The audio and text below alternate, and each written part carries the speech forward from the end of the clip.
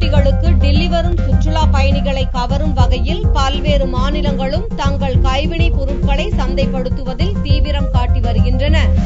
Commonwealth போட்டிகளின் போது டில்லி வரும் உள்நாட்டு வெளிநாட்டு பயணிகளை கவரும் வகையில் பல்வேறு மாநிலங்களின் கைவினைப் பொருட்களின் கண்காட்சிகள் டில்லியில் களை கட்ட துவங்கியுள்ளன.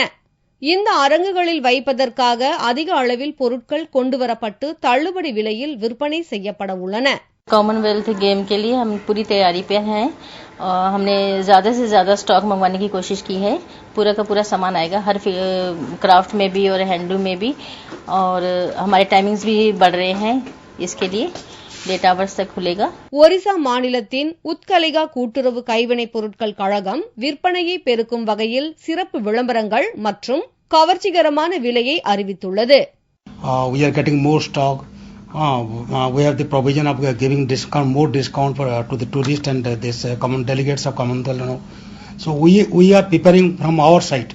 We are keeping ourselves ready. Commonwealth போட்டிகளின் போது குறைந்தபட்சம் 20 லட்சம் பேர் டில்லிக்கு வருகை தருவர் என்று எதிர்பார்க்கப்படுகிறது. காமன்வெல்த் அமைப்பின் 54 உறுப்பு நாடுகளைச் சேர்ந்த 71 அணிகளின் 10,000 விளையாட்டு வீரர்களும் வருகை தர உள்ளனர். அக்டோபர் மாதம் 3ஆம் தேதி முதல் 13ஆம் தேதி வரை போட்டிகள் நடக்க உள்ளன. 1982ஆம் ஆண்டு டில்லியில் நடந்த ஆசிய விளையாட்டுப் போட்டிகளுக்குப் பின் இந்தியாவில் நடக்கும் மிகப்பெரிய விளையாட்டுப் போட்டி நிகழ்ச்சி இது.